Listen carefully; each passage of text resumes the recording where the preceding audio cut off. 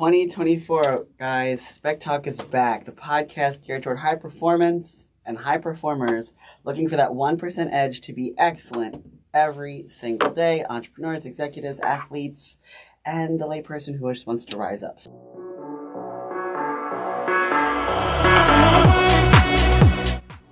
So, we are back in 2024 with a 1%er. In the heart of Miami, I want to introduce to you Mr. Marvel Bishop. Or a person that provides the 1%. But sure, maybe I am a 1%er. Yeah. You gotta be it too. Well, we're gonna get into that. We're gonna get into that. Yeah. How are you? Good. I'm so excited to be back in a great space and with great people, and just it's gonna be a really great year. I'm pretty optimistic. For those of you who do not know, my other company was actually the one that was actually producing the brainchild. Yes, the SpecTalk podcast. So, I think that's actually a really cool nugget to actually put in there. Totally. Yeah. And so we're gonna hear from somebody, and we're gonna have a lot of fun today. But a lot of great topics for those 1% mentalities that we want to grow and build in all areas of life. But also a little bit of the genesis of like how we met. It was like I moved to Miami in June of 2018. Yeah. And do you remember the lab? I remember being on the lab. That was Marvel's. Yes, was it your first podcast?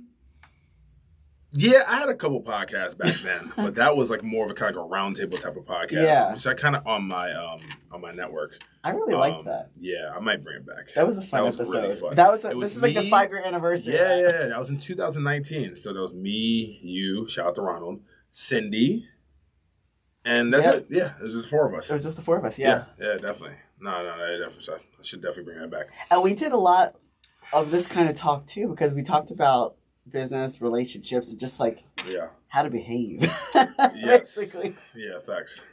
So today, we have a lot to unpack and uncover all what's been going on with us individually over the last year, but also bringing you nuggets regarding business, health, wellness. And I want to make sure you know who Marvel is and what he does, because if you ever come to Miami, this is the person that's going to ensure you're going to have an excellent time. I appreciate it.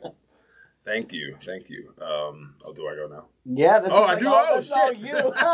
Who you are, like just give the elevator speech that last. My name is Marvel Bishop. I am a luxury concierge host based in Miami. I have over a decade of experience within nightlife and the hospitality space. I am originally from New York, was raised there, and I came here in 2009, went to FIU. A lot of people who do not know, I actually started out as a content creator and a photographer, first off. Why am I not surprised? Yeah, I mean, that kind of explains the whole media background and having like over $30,000 worth of equipment. but yeah, so I came in 2009. I did a whole bunch of shoots and campaigns actually for FIU, for fraternities, sororities, departments, Department of Health, Department of Nursing, Law, Business, Architecture, Education. And it was actually pretty funny because when I was doing that, money was okay, but it wasn't really the best. And I actually wanted to kind of like, be my own man and actually step up into my purpose. So I actually called my aunt that actually raised me. I told the story before, but I called my aunt that raised me and told her that, listen, I don't need you to take care of me anymore. I need you to cut me off. Usually it's kind of like the other way around. You know what I'm saying? You do some stupid shit and then, yeah, exactly. What do you mean by cut me off? So she was actually supporting me during my college, right? But I was 23, 24 at the time. And I just wanted something different for myself. I wanted to prove myself as a man. And I called her. I was like, I don't want you to support me anymore. I don't want you to send me money. I want to be able to figure this shit out on my own. But this is like before I figured it out. Like, so afterwards, when I cut her off and she got mad and then we both hang up on each other. But after, you know what I'm saying, we kind of, made amends. But then I was like, okay, shit, I need a job. Yeah, I know. I did everything backwards, honestly. Like, but that's part of your growth process. And so you basically severed the relationship from a financial perspective. Yes. Emotionally, she probably was connected because you're like her baby. More than connected. I mean, she's my aunt, but she raised me. She's the reason why I am the man I am today. So just imagine you have a kid and you're trying to. They're like, peace out. Yeah, I'm gonna do my thing. Yeah, and your kid has done everything right. And like, wait a minute. You're supposed to be messing up, and then I cut you off. How do you not do anything wrong and you're doing everything great, but then you tell me you want me to stop supporting you financially? What's going on? But when you say cut off, emotionally, like you still called, had No, Christmas of course. and all that I'm stuff. talking about just strictly from like a financial standpoint. That's all. Because I wanted, like I said, I She wanted got to. mad. Yeah, I mean, Caribbean parents, they always try to like hold on to their life. You know what I'm saying? Like, sometimes we have people who live with their parents till God knows when, like 30, 35.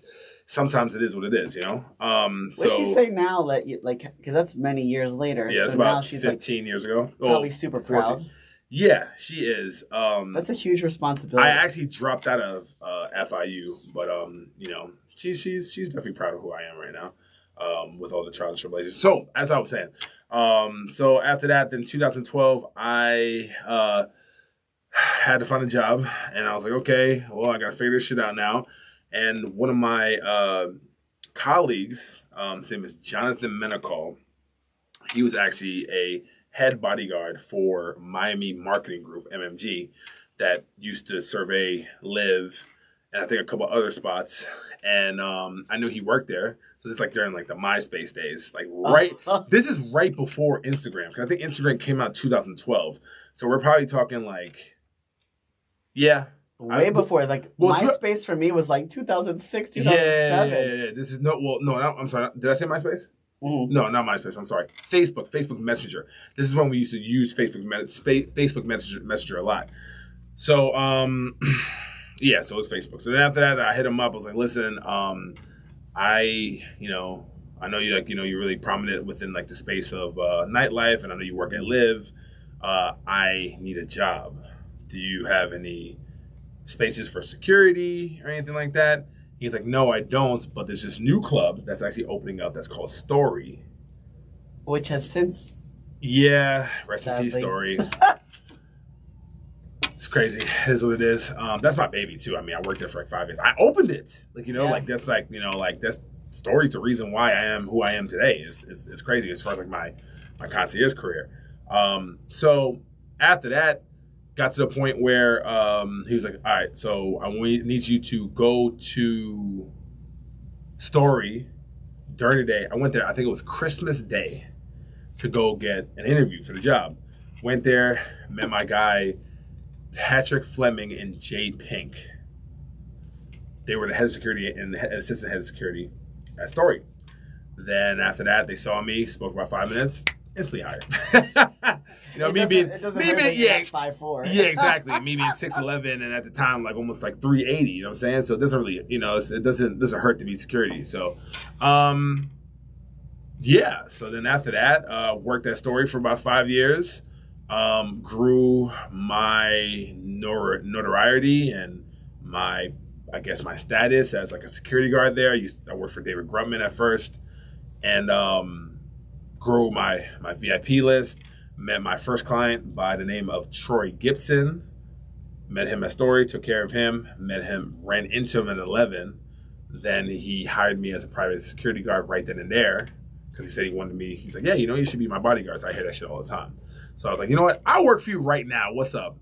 Gave me $500 on the spot. And then I went to Vegas with him literally 20 times. Went to Atlanta. He lives in Atlanta. Whenever he needs anything for his birthdays. Went to New Orleans. And then after that, as I was actually getting into the space of private security, I was starting to, want more. And I was talking to one of my clients when I was taking care of him. We were at a dinner party, and we were talking. And I was just doing security at the time, like no concierge, nothing. So I was talking to him. He's like, yo, bro, you're very personable. You're very relatable. Like, you're a magnet. Like, people, like, gravitate towards you, Have you ever thought about, like, actually expanding your security company and actually doing, like, a concierge? I was like, concierge? Like, what the fuck is that?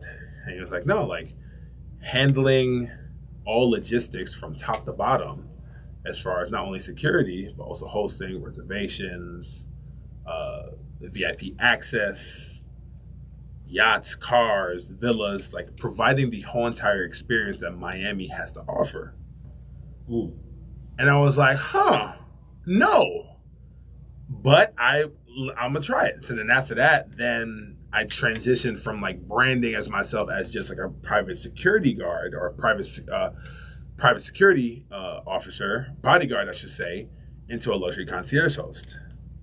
So that's been over the last how many years? Probably 8 years. Yeah, I quit Story in 2016, I believe, and I haven't had a job since. So you made your own way. So this is something that is so important for entrepreneurs who want to understand what it's really like to balance a lot of the things that you've balanced, because I just know, like, not knowing specifics, but I just know that it's not always sunshine and rainbows. Sometimes your health gets neglected. Sometimes your mental status gets tested. Nine times out of 10 is not. It's only that 10% that you get those yeses or you get those successes.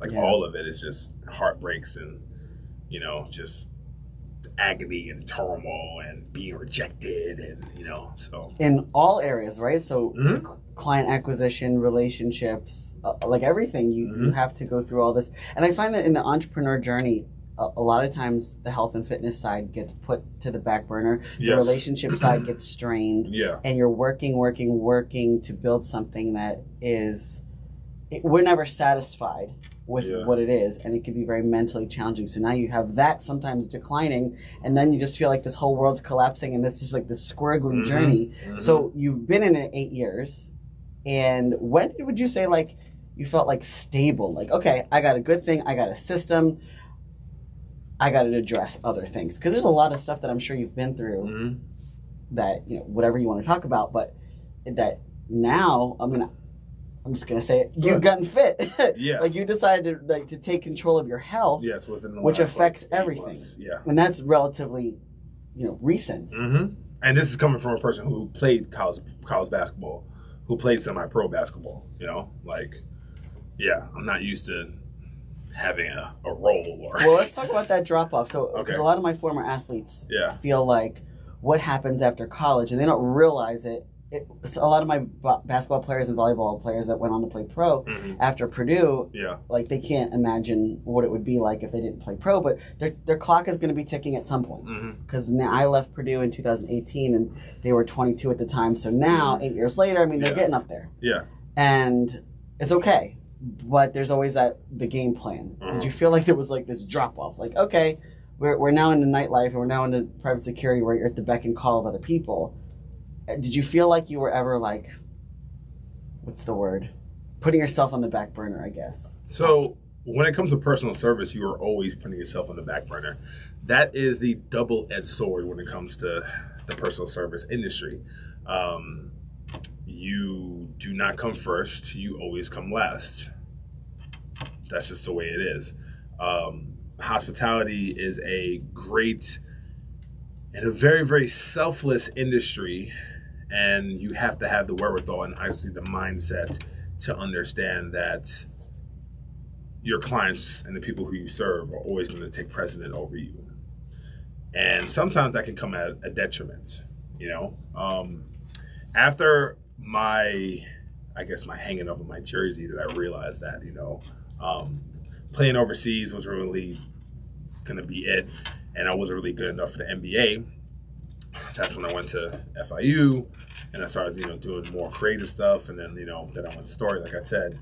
And then I really did not with like those spaces, did not necessarily take care of my body the way I am right now.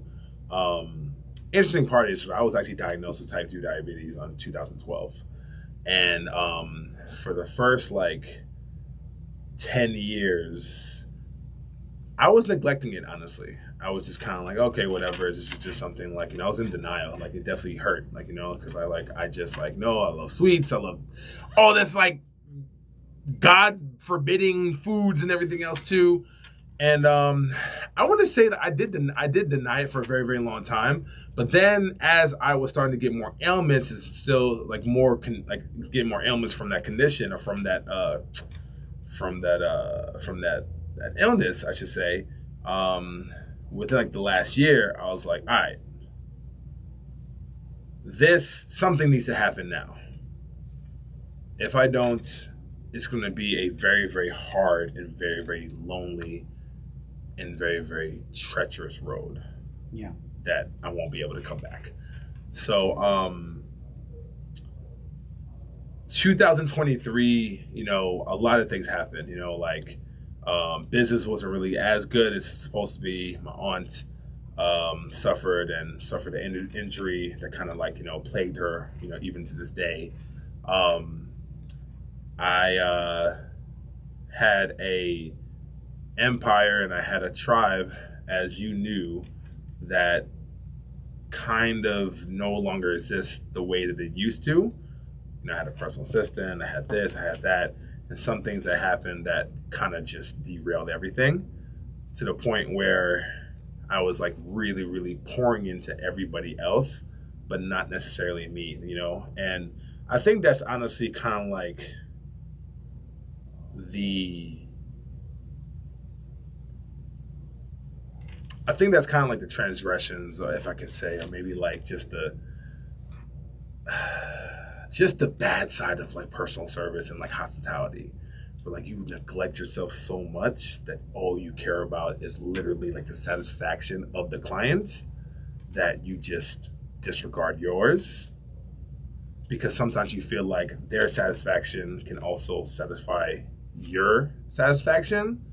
And at times when you're not whole and you're not full, it doesn't. It actually really messes you up even more. So I got to a certain point where I was like, you know what? Enough is enough. I have to really, had type 2 diabetes, had my tribe. We had a whole big fallout. We're still good, but we're definitely picking up the pieces as well too. I'm realizing that I'm literally pouring air into cups from a cup that is not runneth over. And I'm coming from a place of scarcity, not necessarily abundance. And the only way that you can come from abundance, if you are abundant yourself. And yes. Yeah. And that starts with a mindset too, right? Yeah. So I was like, Marvel, everything is pointing into the direction where you have to take care of you. You want to take care of your tribe, you want to take care of your family, but it can't work if you're not working, if you're not fully efficient, if you're not standing up on your 2 feet. Why do you have this whole entire mentality of dying for your country? I've had this whole entire mentality where I just want to just pour into people, even if I didn't have anything. You know what I'm saying? Because it was more about validation through that, because, other stuff, whatever. And once I had that mindset shift, I was like, you know what? Nah, I have to be very, very selfish to be selfless right now. Then, what? I think March, I was like, all right. 23. I was like, all right, I'm going to really take this step into really investing into my health. Get a personal trainer. Shout out to Ron Zabadi. Shout out to Boxer. And we were doing 3 times a week, clanging and banging. And then we went all the way up to 5 to 6 times a week. And it really helped out, honestly. And it's helping out now. So yeah, that's where I'm at. To go back on one point that you guys probably don't realize, when he's talking about being selfless and giving to others, I actually went through a period, which I'm sure we'll get into later, where I was so unhinged based upon other things around me, which is kind of parallel with the stuff that was going on with you. Yeah. And the interesting thing about a service-led person is that they don't really let you see that. So I'm sitting there dying. You're like, oh my God, I can relate. And I'm like, oh my God, and the amount of hours or whatever you poured into me, or even just using our business meetings as friend therapy, it goes a long way to help you, but sometimes you don't realize when you're on the other side of the coin, this person's being cool, but what's really going on until, whatever, we go through our process and we share it later. Now it's nice that hindsight's 2020. We can talk about it, and it helps somebody watching to know that, it's okay to go into selfish mode. And it's not even that. It's just put your own oxygen mask on first. Yeah. A lot of people don't Facts. Yeah, that's the best way to put it. You know, it's like they always tell you, like when you're on the plane, if something, God forbid, happens, you know, don't try to fix somebody else's like oxygen mask. Fix yours first, and then you can fix it with other people. Yeah, that's exactly what I did, and it's real crazy because it takes a lot of disciplines, honestly, to like really like balance, you know, being an entrepreneur, being a friend, if you have a relationship. And then, you know, you're trying to be that person, you know what I'm saying? For sure. And I'm still trying to find the balance of, like, when I was competing, like, hardcore, in pursuit of my pro card, it was like, it could have been perceived as selfish all the way, but I was working with college sports teams at Purdue, so I had a structure, I had a routine, and nothing was neglected. Now that I have to do everything on my own for the most part until I feel like I'm ready to delegate or whatever the case may be, I'm cognizant. I'm like, oh my gosh, is this going to look selfish? Is this going to, like, and of course, we don't want to go off of what it looks like, but even behind the scenes, despite what it looks like, it's hard because now you know there's other priorities. And I'm still trying to strike the balance of put your oxygen mask on first, but not too soon and not too long because you still have a servant heart and you still have all this, but not too much here because then you're going to feel unfulfilled. So this is constant. But it's not. But it's not too much. It can't be ever too much to serve you first. That's a good point. It's never too much if you really think about it, because the more that you serve yourself, the more that you'll be able to serve your people, and the more that you serve their people, they're going to realize that, okay, this man needs to figure out and honestly manage and like handle his business to be able to come back to us and to properly serve us. So boundaries. Yeah. Coaches and service-oriented careers struggle with boundaries. Yeah, I think. Yes. Absolutely. We definitely struggle. And I think that putting yourself first actually really kind of sets that foundation of boundaries as well. You know? I've always said, you can do everything in this world, but you can't do it all at once. I think I've told you that before, I think. I know, and I tried so hard to be Superwoman. I was like, I did it all before, but it was different before. Yeah. There were areas of my life where they were so predictable and routine that I knew the schedule, and I was like, okay, I'm just adding this variable in, and I'm going to manage it. Yeah. Now, nothing's predictable. Hardly anything's routine. I have to control that routine to get the wheels back on the track. Yeah. Yeah. What I've realized, too, is that when you really do take care of yourself from all levels, it's not about trying to prove anybody else other than yourself, but more importantly, being that close to whole person or working on yourself to attract the people that you need in your life. Yeah. Like I've really, in 2024 especially, in this new season, like I've like, you know, so I did this Patrick Bet-David, shout out to him, business plan workshop, right? Yeah, I did that. Yeah, the virtual workshop. It was. I was on that one call, but I didn't do the second one. It was. Yeah. So it was like a full day. We had a workbook. You know, we filled it out. It was crazy. It was a very, very intense day. And so you need to pick a word of the year, and the word of the year for me is focus. That should be my word. It's focus. It's focus. Yeah, because. And I think that kind of definitely applies to like with my health and in my journey to not only just focus on myself, but focus on what really matters. That's true. Yeah. What really matters. Like my concierge company, like, you know, honestly, like I was honestly doing way too much. I had the concierge company, I had the media company, I had the consulting company, I also had the entertainment company. And I was like, yo, fuck all of this shit. I'm only going to really, really focus on what really matters right now is me, myself first, and then also my concierge. Because my concierge is going to be the workforce, and then I would say the driver to pour into everything else. So that's the first gem. Pick a word that's the theme. I have to read the definition of my word because okay.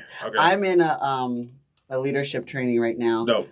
That I didn't know what word I wanted to use, so I plopped descriptors into ChatGPT, and it pops out this word. It's like ChatGPT for the win. My $20 a month is paying off.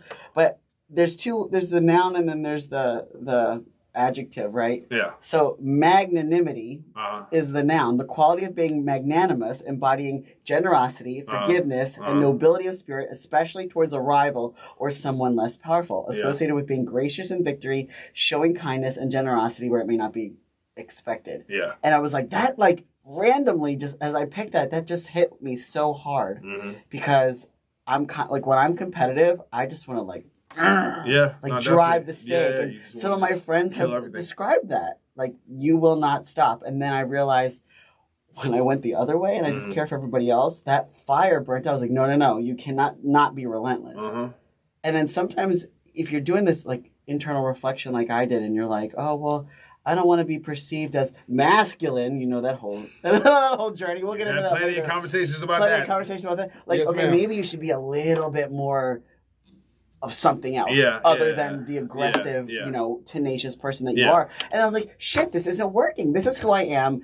Fuck all y'all that don't like it. Yeah, no, facts. Right. So it's coming full circle. So here's another thing, too, I kind of want to say before you read that. Go ahead. That was it.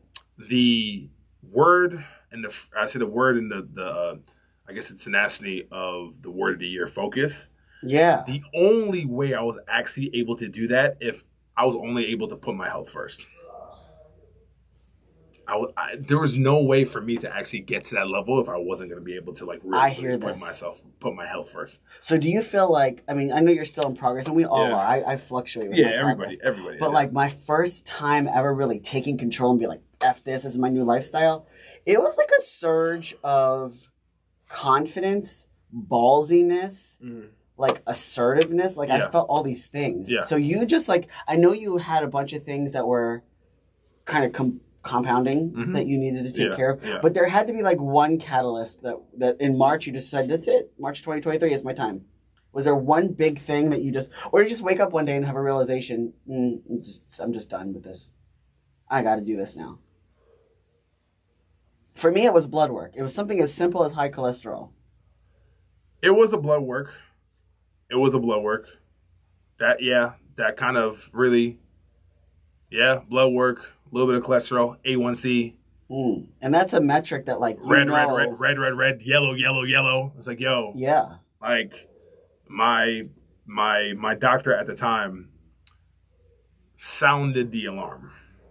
He was like, yo, we need to take care of this shit now. Did he ever use the phrase, you could pay now or double later? Yeah. I mean, in some retrospect, he did. And that was that. It was that. It was a couple of other things as well, too. Honestly. So since then, which is like 10 months now, you're down 50? About 50 right now, Kudos. Yeah, thank Everybody you. Clap on that. Appreciate it. Thank you. Let's get a That's not easy. Yeah, and I know you've been like showing that on your Instagram, like as part of your journey, and that's not typically like shown in this smooth, felt, like image that Miami wants to show. But I think that now we're coming full circle, even with social media, that people are sick of the perfectly curated bullshit. We want to see people in the trenches. And so you do a really good job of reflecting that emotion in your posts of like, okay, this shit was hard. Yeah, and it is hard. And you know the interesting part is that, obviously, me being a luxury concierge host and, me providing hosted services and being like with the 1% and all that stuff, it's obviously cool, right? Showing these type of experiences and like, the different type of videos. Most of the people don't really give a fuck about that. They really give a fuck about the person and what you actually go through and who you are. Yeah. And what do you actually bring to your equation when it comes to like you being like a human. That's been hard for me. Like this commitment that I made this year to record more and to put out more and to just be more like whatever, off the cuff, like no script, no curated thing. It's going to be more organic. But like I've noticed that as I've gone this route, again, content creation takes a turn and like sometimes views and all that dip when you start to take a shift. So I have to like mentally ride that wave. But I'm like, well, how far am I willing to go? And so everything that I'm doing in my leadership training is like, well, if not you, then who? If not when, then if not now, then when? If not, like your life is now kind of thing. Like you could die tomorrow. And when I start getting into that mindset, I'm like, okay, well, do I really want a perfectly curated Instagram feed with a shit ton of likes and guys in my DM wanting to bang me? Or do I want to make impact in the world and be really vulnerable? Because facts. there's a lot of times I focused on, oh, you should put more like cutesy little like things in dresses. It's not always doing pull-ups and looking like a she-beast, because that pulled a lot of other sort of attention. Mm-hmm. But I just think it's great to have that duality, because you can probably look at yourself now if you had a really nice photo shoot in a suit versus a couple years ago. Which I have a whole bunch. So we get ready to roll out the new you. Yeah. But what did that, like, dropping the 50 and just being in the trenches and feeling like, yo, I can do hard things. Mm-hmm.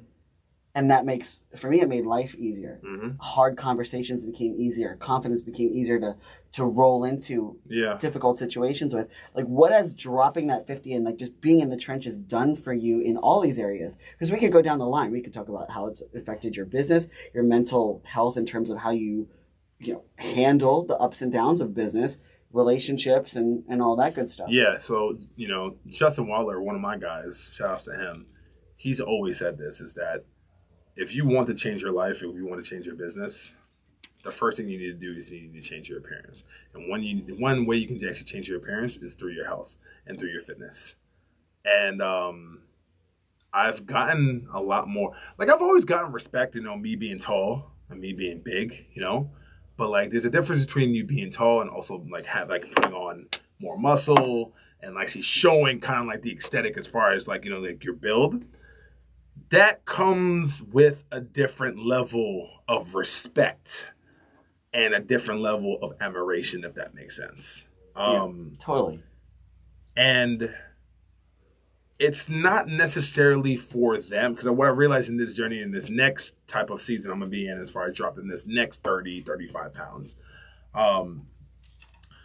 like, F everybody that is giving you those compliments, because at the end of the day, if it doesn't really matter to you, then it doesn't really matter at all.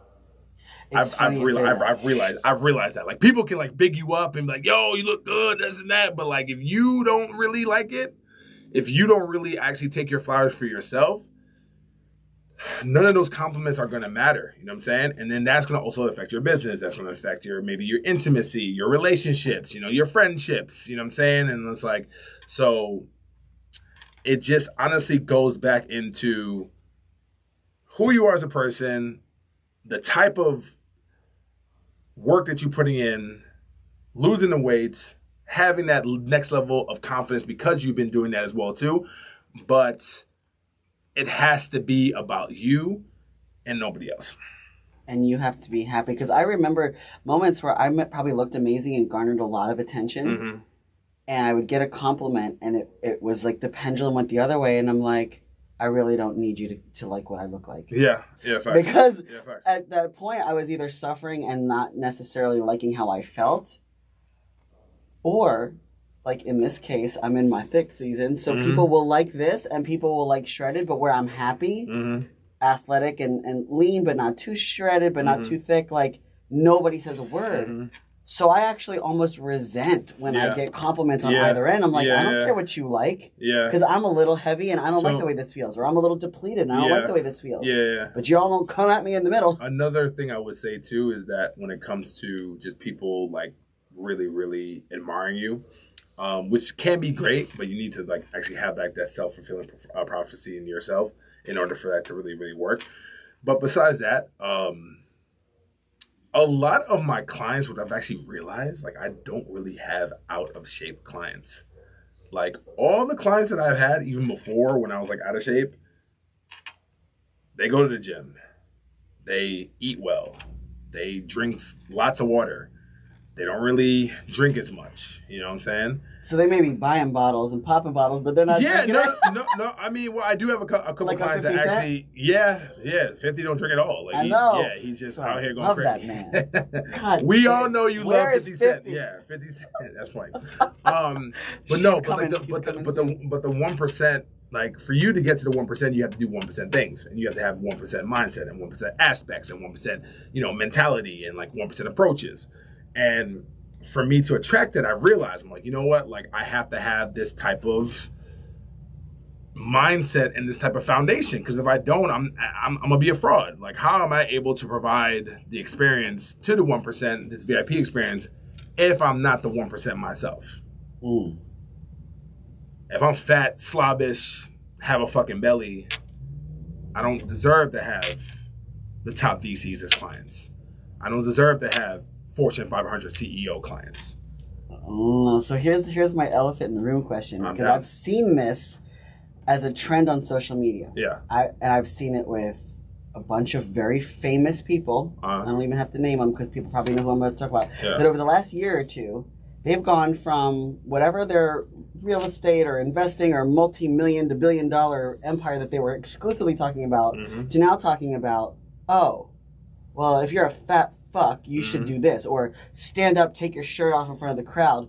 Would you trust this person to sell you something? Shout out to Andy Elliott. I just said it, yeah. But Andy's jacked. But when you look at something, like I give props to Grant Cardone and Bradley for changing their bodies. And a lot of people that I know that have done, even Gary Vee, when he said, like, look, I just got into the fitness game. I built my empire first. And there's a strategy, I guess, for some people to do that. But, you know, to do that along the way, I did the opposite. And that's exactly what Gary told me. He's like, look at you. You've done it in fitness. Do it in business. So so I'm just going to honestly just set the record straight when it comes to this. When it comes to people who are overweight, fat, obese, right? The problem is not them being fat or them being obese. The problem is that the choices that they made that led them up to that. Yep. It's kind of like looking at a person who is married, but he or she is a diabolical cheater. No, I'm not trusting you in my business if you're out here trying to stick your dick into everything else. You know what I'm saying? Unwillingly. And you're just cheating on your spouse. Or you're out here fucking, you know, the top exec for no damn reason. You know, like it really, really matters of how you treat your body, because if how you treat your body is how you treat everybody else, in my personal opinion. How you actually make these type of decisions at the end of the day, you know? And also too, how about this? Here's another thing I can say too. Let's just say this. Okay, yeah. If I have body dysmorphia, if I look a certain way, right? Here's another issue. The issue is that what are you doing to try to change yourself, if that makes sense? So let's give an example of that one. Like dysmorphia in what way? I'm too fat, I'm too thin. Well, okay. Now, I don't want to say dysmorphia, but like, you know, am I going to eat that Big Mac today? Am I going to drink that 20 pint of, or 25 grams of sugar? Yeah. You know? Because if you have the discipline within yourself, then I know you're going to have the discipline on other things and other business matters as well. You are going to make very wise decisions in tough situations, because every single day you're making tough decisions to stay in shape, because you understand the wherewithal. And then also, too, the more people who are in shape, in my personal opinion, are less attached to instant gratification.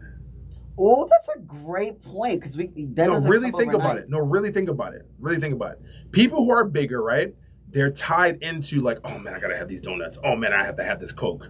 Oh man, I have to have these Big Macs. We don't freaking talk about this at all. But let's go there. But people who just have these, and I have it too at times, this impulsive controls of just putting shit in their mouths and just eating. They can't control themselves because they are just infatuated with the stance of instant gratification and not the long haul. So somebody who can diet, and I get this all the time, so when I'm in prep and it's like a minimum of 20 weeks, frankly, it should be a year-round thing. It really should. It really should be. Yes, yeah, like absolutely. I laugh when people are like, oh, how long does that take? Well, let's just say this. See? I was kind of fit-ish throughout my whole fitness and strength and conditioning career. Yeah. In 2016, when I laid the hammer, how long it took for my first go-round, from end of February of 2016 to September. And then another competition in November. So what is that? Do the math on the months. But that's like me literally executing everything perfectly. I didn't care if I was tired, sick, vomiting. Like, I was doing the workout, and I was eating the diet, and I was measuring everything. And I was so happy-go-lucky about the process. The problem is people look at that as, oh, well, this is like my means to an end to get that one thing. And then when they stop doing what they were doing, that one thing disappears and they go back to who they were. Yes. And so, yes. And I've done that. So I'm not criticizing. You know the difference between, you know the difference with me and everybody else? The problem is that if I do make those decisions, I can potentially die. Right. Or I can potentially have irreversible damages within my type 2 diabetes that nobody else has. But that's because you have an underlying condition. Yes. Most people don't realize that they're setting themselves up for risk of that. For that, so why too. not take it with the same intensity? Ooh, I think it just goes back into them personal pride, and just not understanding the journey versus the instant gratification standpoint of like, oh man, like, you know what, I really want this burger. Oh man, you know what, I really want this sweet right now. Oh man, it happens to me. It happens to me. It happened to me this weekend. I messed up. You know what I'm saying? Yeah. So it's like, but there's a threshold. Okay, like, what's like so? For example, if you are like, you know what, I love this lifestyle, but you know what, I want to go on a date once a week, or I want to have date night with my partner, or whatever the heck it is, or I want to just feel like I'm social. Maybe I want to go. Everything in moderation, but we are talking about. But 90% of the time, if you want to really make progress, you got to be like 90%. 90% of these people are making moderations into a fuckery. into more and more frequent activities. But that's becoming normalized. I'm not talking about the person who's like once a week or once every 10 days that they go to friggin' McDonald's and has a Big Mac and a soda. Bro, you do that shit once or twice a month. That can be a lot, but that's not gonna. I'm talking about the people that do not have control and think that they can't do it, and because they can't do it, they just give up and they just honestly succumb to their indulgence and the vices, the vices as well too. That is something that I get so irate with social media. If I see another post of a bodybuilder saying I got abs and I'm eating pizza with no context, I want to rip you out the Instagram and throw you on the ground and step on you, because for me to be able to do that in 2019, the year that I turned pro, I was having a burger and fries a week at Big Pink. Like Valoon, shout out to Valoon. Yeah, she knows me by name. Yeah. She's like, oh, hey, Christina. And like, she knows what I'm ordering, because I was so freaking lean with how much work I was doing in the gym and how strict my diet was, that every Sunday we're going to do this. Yeah. And it's going to help me. Yeah. People don't actually follow a plan long enough to say, okay, well, I understand the role of carb depletion and fat and, protein manipulation and whatever, to actually have a cheat meal that benefits them. And then the cheat meal becomes their cheat life. So when someone, if a client were to ever ask me like, their cheat life, Jesus Christ. Yeah. Well, I've said that to people. I was like, if somebody comes at me and says, when can I have a cheat meal? I'm like, you are here because you had a cheat life. Not to be rude, but like, that you've been frivolous with alcohol, with food, with substituting sweets for dinners, and going out eating pizza and beer, when you know that in the first, like, bold statement, if you're trying to make a change and you really want to see something, in the first 12 weeks, get the whole idea of a cheat meal out of your head, especially if you're a newbie. But if you are like what I've done with bodybuilding competitions, you have to undulate your food quantities in order to grow and be hormonally healthy and all these things, because we put our bodies through some real rigor. Most people aren't going to reach that point where a cheat meal is going to physically benefit them. Maybe mentally. You want to feel social. And with that, to kind of like piggyback what you're saying, I do believe in cold turkey type of activities. Like in the type of profession that I'm in, I'm around a few things: beautiful women, I'm around drugs, and I'm around alcohol. From June 18th up until my birthday, December 1st, December 2nd, cold turkey, did not drink or did not smoke. And then, did you have some alcohol? Yeah, I mean, maybe like once a month, or maybe like once a week or whatever. Not as much as before, but like for your birthday celebration. Yeah, exactly. So how did you feel? Because this is something that when my clients fall off the wagon, I'm like, okay, I'm not going to blame you, but your body's going to tell you what it likes and what it doesn't. I think, you know what though? I think the problem is that a lot of people get so caught up in having that vice again that they let the vice take over them, and they go friggin' crazy to the point where they cannot consume it in a very, very modest, responsible way. I used to say, the way you talk about alcohol, responsible use of alcohol, I even say that about carbs. Responsible use of carbs. Yeah, like for instance, like, when I was drinking, like for my birthday, like I only had like maybe like 2 or 3 maybe drinks. Do you think that the cold turkey helped you to like... that's how I am. I have to do that. But not just like to execute, but like to stay away. Because a lot of people, if they restrict that much, they'll use that excuse for their birthday to get shit-faced, cancel all their plans, never go to work. No, because I'll say this. The next day, I did drink a lot. And I didn't really get drunk at all. But I felt it in the morning. And then after that, when I woke up and I couldn't freaking move, I was like, all right, this is the reason why I don't drink anymore. This is the reason why. Shit. Unfortunately, alcohol, the way that alcohol affects your brain and affects your performance afterwards is a blessing compared to how it affects your food. How food affects you. Like really, really dive into that. Like, just imagine if the way that you intake food, the way that you take alcohol, and if the food, the aftermath was just as impactful as alcohol was. I've done it. It is sometimes. No, I mean, it is. For example, after I... But you don't get drunk eating food. No, but like, so in 2018 when I moved here and I was competing, I was so lean, I was hungry. So after I get off stage, I'm back there with every bodybuilder stealing all their donuts, and then I understand that, but wait, hold on. Yes, but here's the thing, Christina. You did that, right? That's great. That's fine. But you didn't gain 50 pounds the next day because you eating all those damn donuts after your competition. It's water and it's uncomfortable. I understand. And you poop yourself like crazy. Like, there's all of that. But what I'm saying is that I just wish that food had the ramifications of the feeling of you being hungover, just like alcohol does. Like it's more gastrointestinal. Yeah, because like, you know what? Yeah, exactly. Like, yeah, you could definitely feel it. That's fine. But like, I would say like the 1-by-1 ratio is not comparable at all, because if you eat a whole bunch of like shitty food, right, you may feel good, right? Okay, great. You may have to go to the bathroom. But like the ramifications of you getting shit-faced by alcohol and in the morning, you can't even move the next day. It's not comparable. So I wish food was kind of like that, because if food was just like alcohol, we would be approaching it a little bit differently. I don't know if it's just me seeing what I'm seeing in the circle that I run in on Instagram, like, you know, my little feed, but I feel like alcohol's losing its luster. And yes. There's a shift. Yes. So here's the thing. So for me, they're actually coming out with dry bars now.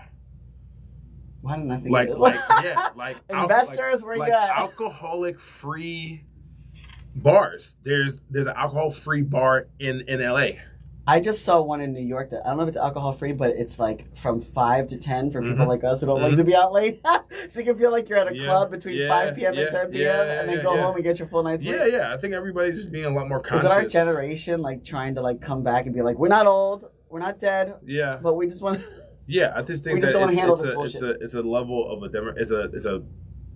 it's an area of a demographic that just understands, or I guess the industry is understanding where the shift is happening.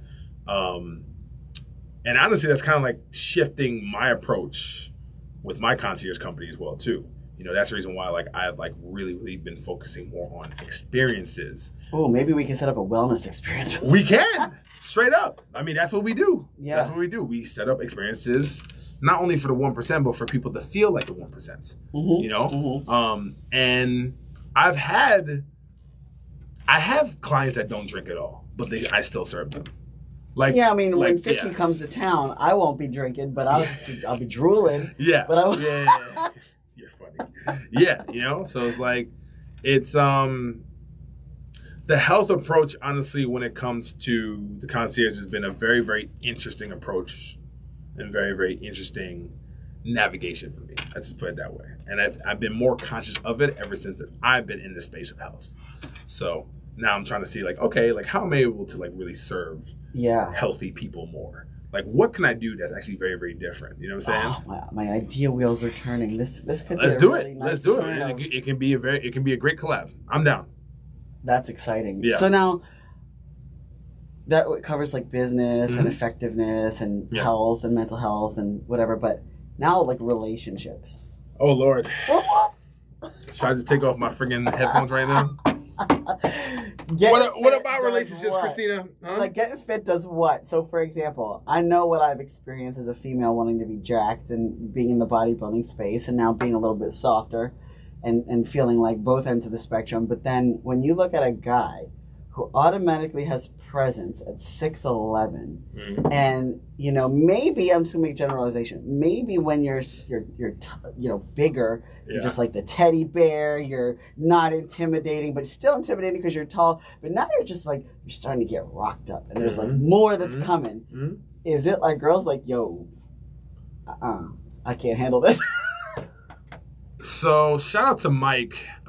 He's in sales, and he actually did an interview with him, like a short interview at Mary Brickell Village, and we spoke about this. Oh, it was on my page, and I've had women that tell me, oh, because I'm like tall and I'm big, like they just don't want anything to do with me. Why? Because They say why? They just I'm just too big. And I'm like, yo, dog, like I just like we haven't even gotten to the room yet. You talking about I'm big? Like, what are you talking about? Wait, they mean big like that or big as in tall? No, not big like that, but like just like I am too large for them to do what? For us, I guess, to coexist with each other. Oh man, so they never dated an NFL wide receiver. I mean, no, but you have to understand, like, I'm a little biased. I'm bigger than most NFL players. Take the biggest NFL player right now, I'm probably bigger than him. Like, you have to quantify this. Trent Williams, phenomenal left tackle for the San Francisco 49ers, right? He's 6'7", think about maybe 290, maybe 300, give or take. You know what, actually? We have Google. So they just think like, so let's just say you meet this girl, she's like barely hitting 5 foot, 5'2", and she looks up and you're like, oh damn, you're almost 2 feet taller than me. Yeah. She's just scared to, like, she's got like a lot of stuff going through her head. I mean, most women just take it as a kind of like a protecting and kind of like a providing and like safety thing. But the funny part is like most like tall people can't fight. That's number one. But do you have experience? I'm not the average person. I'm not the average tall person. Yeah, like you have a background of being able to protect. Yes, for real. I do. Yeah, like I'm trained, but most tall people aren't, because a lot of these tall people, they're not necessarily slow. Not even slow, but like they haven't really had a chance because they never needed to. Like I know a lot of tall people who've never gotten into a fight in their life. I've been to hundreds of fights. People probably just walk on by. Yeah, so it's a deterrent. Like being tall and being big is a deterrent for violence. You know, it's so funny. I'm only 5'5", and when I'm really in shape, like lean wise, I get that all the time. I actually had a guy on a dating app be like, "You don't look like you take any shit." Yo, and then I was listen. Trent Williams, left tackle for the San Francisco 49ers, 35 years old. He's a year younger than me. He's 6'5", 318. I'm 6'11", so you're 321. You got 6 inches on him and the same weight. Give or take, yes. But you're gonna be. I mean, I was. But I'm larger than him. But he's a big man. Yeah. Because obviously he's shorter, he's wider. But like, is he like one of the biggest in the NFL that you could? Let's go back, because this is applicable. This is applicable to what we're talking about. So, but he probably can't scare girls. They probably see like the NFL and see dollars. The funny part is that like, no, it's a very, very small percentage of women that like are scared, because most women they love it because it just makes them feel protected. You know what I'm saying? Even at a platonic level with me and you, you feel protected. Yeah, did we go somewhere? We did actually. To make sure I was okay. Yeah, I did. I forget what that was. Yeah, I forgot too. But that just kind of gives you know what I'm saying? So who is the biggest NFL player? So like, let's just take this. You guys 6'11", train with the hands and can knock somebody out with the look and the skill. And then you get, let's just take somebody like 5'10", who's got like shooting skills, like a top, trained sniper. Yeah, like a Navy SEAL who's like 5'6" and like, maybe like 140 pounds, but they can put me on top of my head. So I guess the whole, because that's a good, being a female too. These Yeah. are such great topics because Yeah, the that's whole. fine. I've always felt like the protectiveness can appear like. Can I say? Yeah, this? but most men who are tall cannot fight. I'm telling you this right now. Right. So then They me can't. being like the stature that I am, Yeah. it could either intimidate some guys Mhm. or I'm like, oh God, the guy's like 5'7". What am I Yeah. gonna do with that? Yeah, and facts, it sounds facts. terrible. Yeah, no, it does. It does. Because the average man is like what, 5'9". But he could be like, I don't know, maybe like a former SEAL or something, He could kill someone with his thumb. He could be. He could be a martial artist. You know what I'm saying? But I'm just saying, like tall guys can be too. It's just for the most part, like tall men like me do not have those capabilities. So you notice a shift in attention or whatever since you've gone down in weight? I've been getting a lot more eyes than I didn't before, honestly. I mean, I do get eyes regardless because of my size, because of my height. But when I'm starting to get more back into my athletic shape, especially when I lose. Listen, I know I'll say this. I'm definitely getting a lot more eyes turned right now to me, but it's definitely going to change a lot more once I lose this extra 30 pounds. That's when you're gonna really see. I'm probably gonna get back. People are gonna be scared. Maybe. I mean, that's when I'm gonna get back into like. I'm gonna have a hybrid of when I used to play football and basketball, because I don't want to get back to my basketball playing weight. My basketball playing weight was 285. For me, for my height, that was kind of small for you. It's too small for me, especially for what. But now you're like, so basketball players, especially when I worked with them, they traditionally don't like to lift weights because of their shot or whatever. Yeah, no, I know. But now you don't have to worry about that, so you're gonna actually be more fit and favorable from a body composition perspective. Yep. If I lose, honestly, to tell you the truth, I just need to lose. I just need to be 300. If I can be 300 pounds, and the fact that it's gonna be more muscle, you're gonna be. Yes. It's going to be a different composition. Yes. And then also, too, like I said, like we were talking about beforehand, like I'm being a lot more conscious of what I'm eating, what I'm consuming, you know what I'm saying, protein-wise. Like... Oh, yeah, that's a huge topic. I'm taking... How much do you have to eat? For me to build the muscle that we want, I would say about 350 grams of carbs a day. I mean, of protein a day. And so that is something that is not unusual in the bodybuilding world, even if they're shorter. But I still am in awe of, regardless of what height you are, obviously when you have a lot more muscle, it's going to go to that. But the stomach is only so big. So like your transition to eating that was like what? Yeah, facts. It's hard. It really is hard. I'm not going to lie to you. Like people think I can eat a house, but like now when you actually like eat like a house, like very, very intentionally, it's very different. Well, it's higher quality food. It's going to be high quality real food. protein. And then also too, I'm starting to like. So what's your intake on when it comes to protein consumption and protein synthesis, as far as having the protein dive into the muscle? So like if you have like powdered protein, right? I heard that, I don't know how true it is, but like certain proteins only absorb 18 to 20% of the actual protein, as opposed to eggs. Eggs absorb 48 to 49%. It's hard. Is to that say. True or no? I'm gonna have to look into that exact. Yeah, that's what I've actually read. Because here's the thing: you have protein from eggs, so that's albumin, right? You have protein from chicken, fish, beef, salmon. You have whey protein. Some people like to do vegan proteins. You get some protein from some veggies. Yeah. But it's not really. No. So when I look at vegans, again, shout out to the vegans. I'm not hating on you, but I'm kind of hating. I'm kind of hating because that shit is stupid. The meat. I'm sorry. I'm sorry. Like, dog. Veganism is. It's hard. It's a hard pill for me to swallow. I can't do it. No, because you know why? Because the people that like try to be vegan and try to be healthy, because of their carb intake, they become fatter. Well, yeah. Then, that's the point that I try to tell people. I am not the nutrition and wellness savant like you.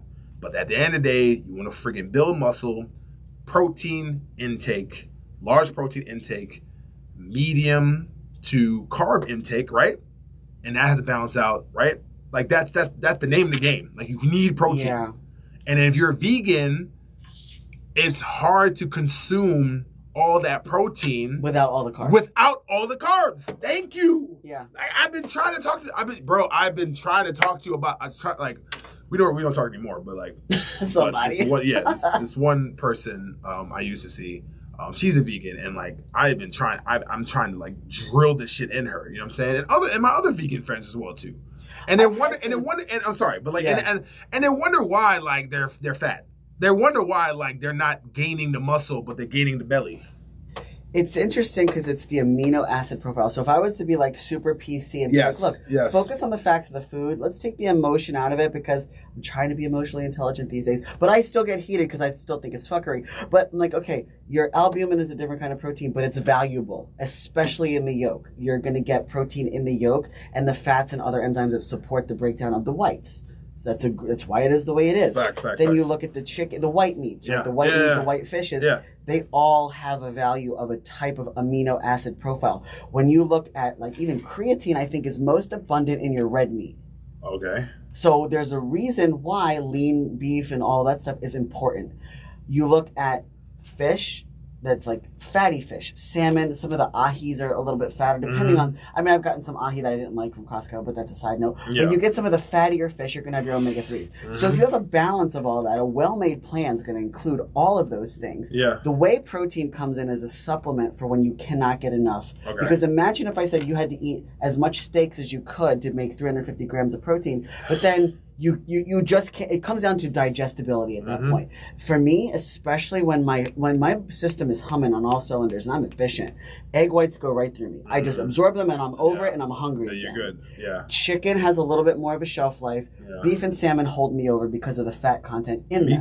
Me too. So that's like what people don't look at. Yeah. But if you're going to sit there and just have rice and beans or your tofu, no, you cannot. There's no way. Yeah. And you know what happens? I had a client that I was like, listen, I'm going to honor your request. I'm going to be as plant-based as possible because he had an issue with, I feel like a shithead eating chicken because I don't like to kill chickens or whatever the case may be, which I think was a cop-out at the time because now he's eating beef. So I'm like, okay, what's the difference? You're still killing something. Or when I hear, oh, you know, the sea has mercury. Okay, well, you're not going to eat fish every single day, every single meal, unless you're a bodybuilder in the last 8 weeks. And I've done that, but I still didn't have mercury poisoning. You have to be aware of this, but you still have to be smart. So I'm looking at all the fake foods in the refrigerator. And I go in there and I'm like, listen, you are concerned with organic, you're concerned with pesticides, you're concerned with foods that could be cancer promoters.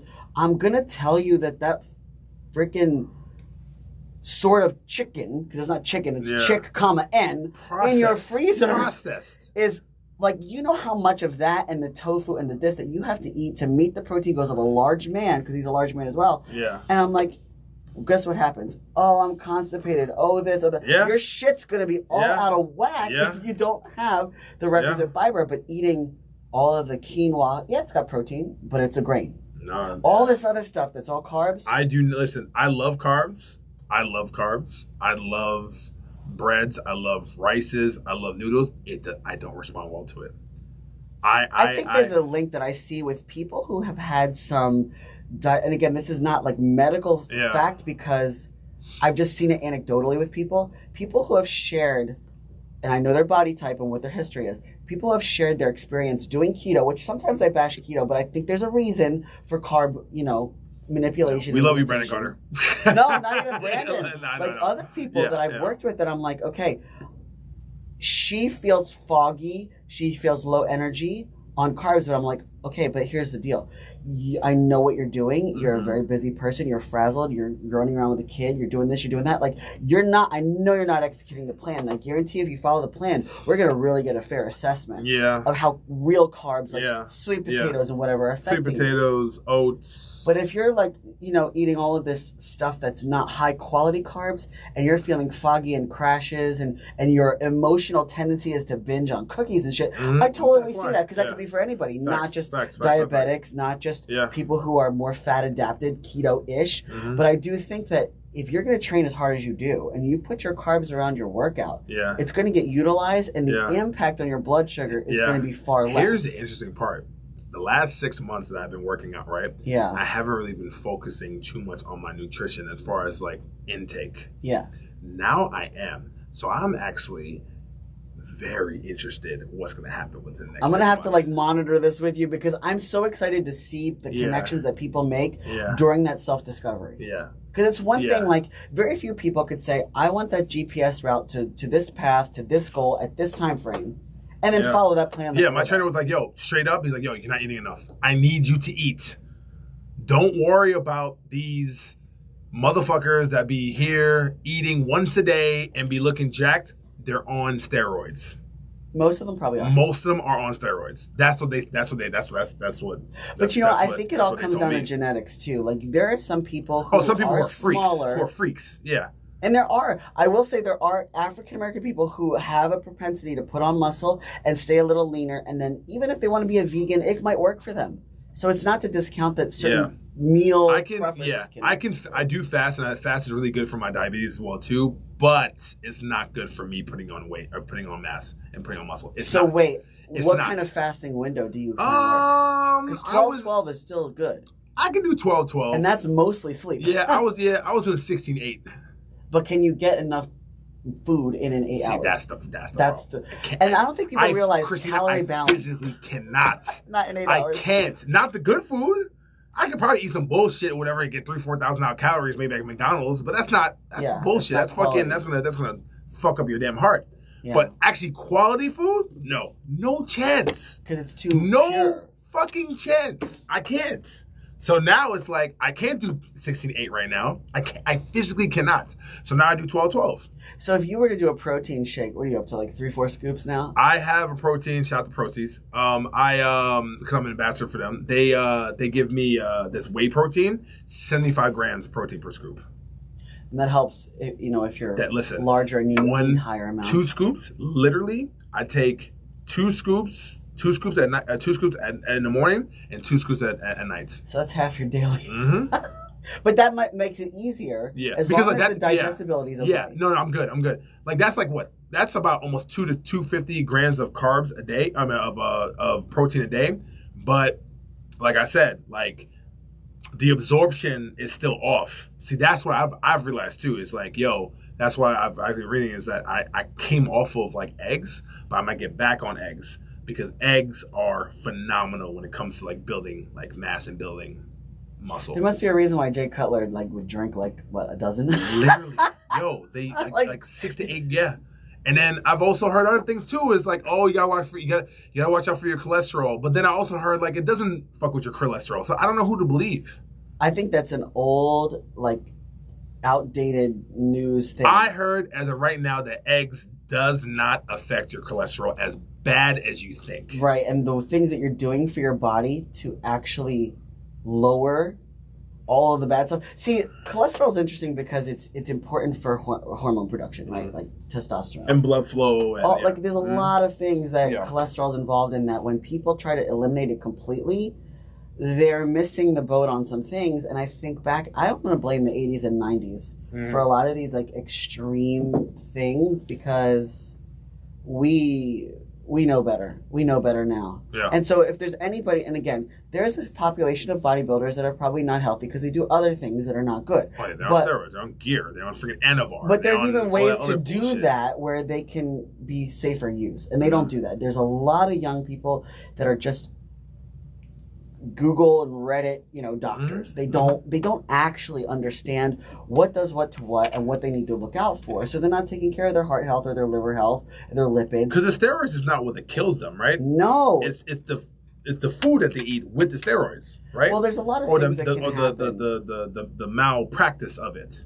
Like people need to be okay with not doing things in excess. So let's just say someone takes ecstasy. Mm-hmm.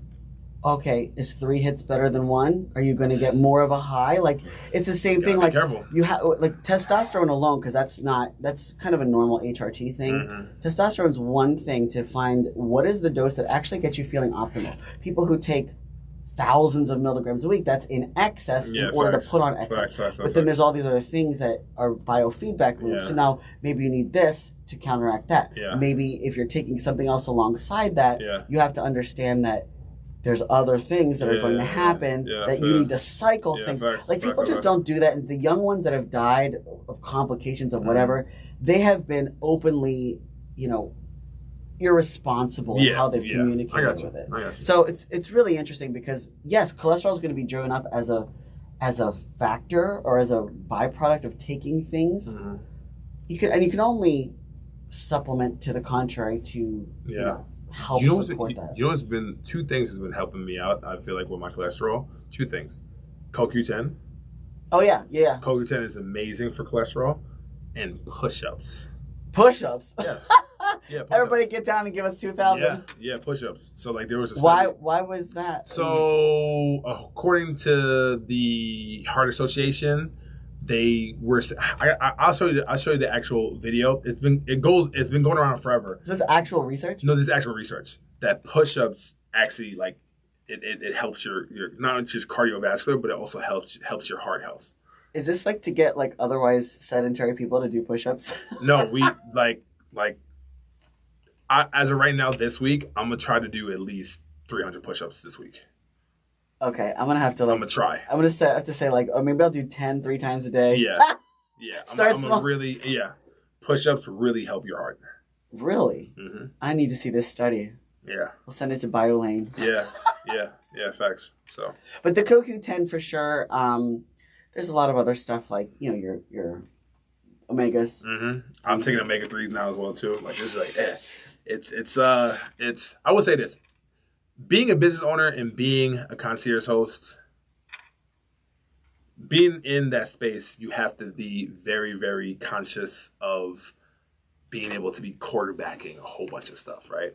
Making sure like the transportation is good, making sure like, the private security is good, making sure the reservation that is good as well too, that the table is cleared before we actually get there, making sure that if we go to either an event or we go to Live or we go to 11, that pathway for them from outside to there, everything needs to be flow. Mm-hmm. And we're handling like literally like 12 to 15 different things. It's the same thing for health. Yeah. And me being able to balance my concierge company now, it's kind of like it's back and forth. Me handling my concierge company actually been helping me with my health, and also me being able to balance and actually be accounting for every aspect of my health has also been helping me out with my concierge company as well. So like one hand washes the other. Yeah, no, that's epic. This is really really going to be helpful for so many people. It's funny because the only thing we didn't get to yet, we have like a few more minutes left, is the whole perception, because we know what I went through last year. So the whole perception of masculine feminine. So the whole masculine feminine thing, it's like, okay, what do we could probably spend another 3 hours on this, but if we were to say I think there's a shift, right? Mm-hmm. When I grew up in my early 20s, everybody was all about Sex in the City, mm-hmm. chicks being like the dude, the high earning and sleep with anybody and whatever. And I never really aligned with that because it's not who I am. Yeah. But the career part did, because I was like, well, what else am I doing? Let's work on your career till you find something that's worth, compromising for. But I think women took it too far, and I'm always interested in the male's perspective of this, because I think men are starting to teach each other to step up and change the narrative and shift it back. Because once we did that like idiots, men, I think, kind of were like, oh, well, you're going to do that? We're just going to do whatever we want to do. So I'm only going to drop this one line. And maybe on another episode, or maybe on a... Yeah, we'll have a part 2. On a adjacent episode, we can kind of dive into this. It's very simple. Fix the men, the women will follow. And fix the women, the men will get in line. So if we get the 1 minute... Fix the men, and the women will follow. Fix the women, and the men will get in line. So essentially, if I took 1 minute to interpret fix the men, fix the men is go back to taking responsibility the way you should be in terms of high quality. Yes. Fix the women by saying... Same way within their own in their own respective. And making them understand that their femininity is power. Femininity is power. Yeah. Femininity is one of the, if not the greatest source. I feel like to do a part 2, we could have like 4 people. I'm down. And this would be an amazing slew of opinions and thoughts. I'm down. Because this could totally be a whole nother episode. I'm down. Yeah. That's something that for those of you who are watching that are like on the cusp of making a fitness journey, and a lot of times the objection is, I don't want to look like a man or this or that, or like, I don't know if it's the look. I've been told this. It's not necessarily the look for everybody that turns a guy off about a girl, but it's the way she carries herself. It's the actions. It is the actions. Men want not only peace, but they also want a compliment to whatever they got going on. Most high successful men, or even just men in general, men who are just 9-to-5ers, recognition for the work. Yeah, they just want a compliment to whatever they got going on. It doesn't matter how much money I make. If I make millions, I make billions or trillions, or if I'm just a 9-to-5er that just make $50,000 a year. Like, a man who's actually truly in his masculinity just wants a woman to be his compliment, not his competition. So in order to do that, we both have to fix each other so we can be our yin and yang again. That is the best way to put it. Yeah. Because it puts responsibility on both, which is kind of like what in our respective ways. Yeah. So women, stop being hoes. Men, stop being homemakers.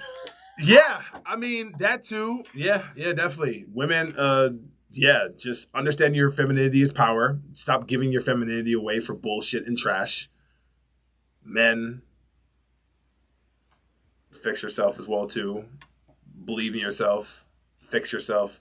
Understand that you were never born with value. Remember that your masculinity is earned. Masculinity is earned. Femininity is preserved. Boom. Best way to end it. Thank you guys for being with us, kicking off the first episode of 2024. We talked about a lot of good stuff here today. And of course, I always open the doors to email me and check the show notes and contact information if you have any thoughts or questions about what you'd like to hear and see in the future, or for either one of us, that anything struck a chord with you today and you want to go a little deeper. The DMs are open. We'll be tagged in this post. And signing off. Thank you guys. Episode 1 of 2024 is done.